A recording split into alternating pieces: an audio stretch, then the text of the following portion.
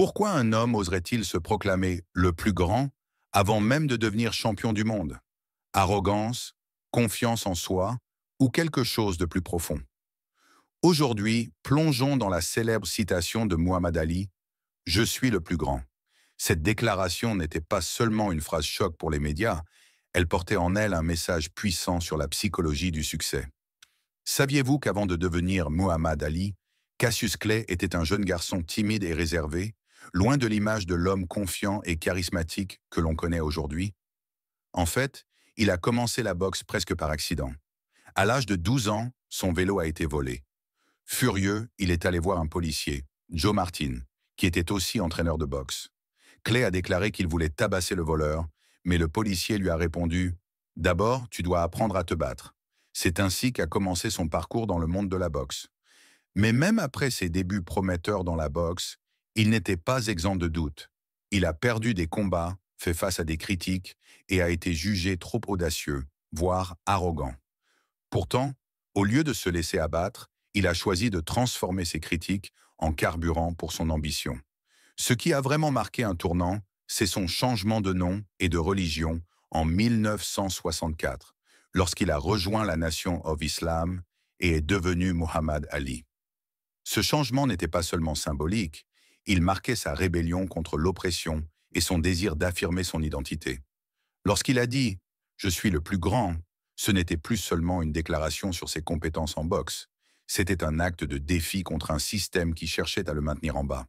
En 1964, Ali n'était encore qu'un outsider lorsqu'il a défié Sonny Liston, le champion en titre.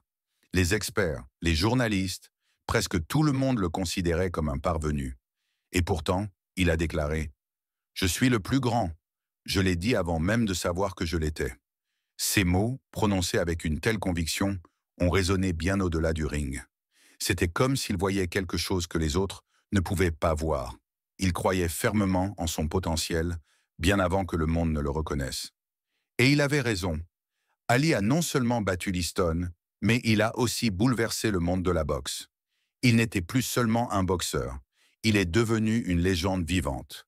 En l'espace de quelques années, il a affronté les plus grands, Joe Frazier, George Foreman, Ken Norton. Chaque combat était une démonstration non seulement de sa maîtrise technique, mais aussi de son indomptable volonté. L'histoire de Muhammad Ali nous enseigne une leçon précieuse. Croire en sa propre grandeur, même si personne d'autre ne le fait. Ce n'est pas de l'arrogance, c'est de la foi en soi. Trop souvent, nous attendons la validation des autres pour avancer, pour oser.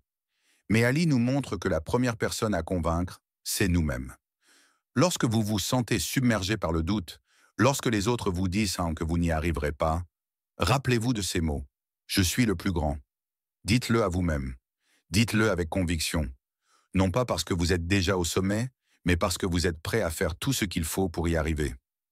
Ali n'était pas seulement un boxeur. Il était un combattant de la liberté, un homme de principe, un poète du ring.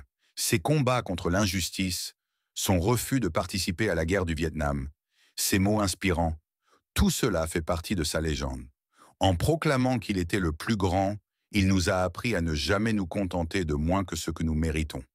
Il disait souvent « Flotte comme un papillon, pique comme une abeille.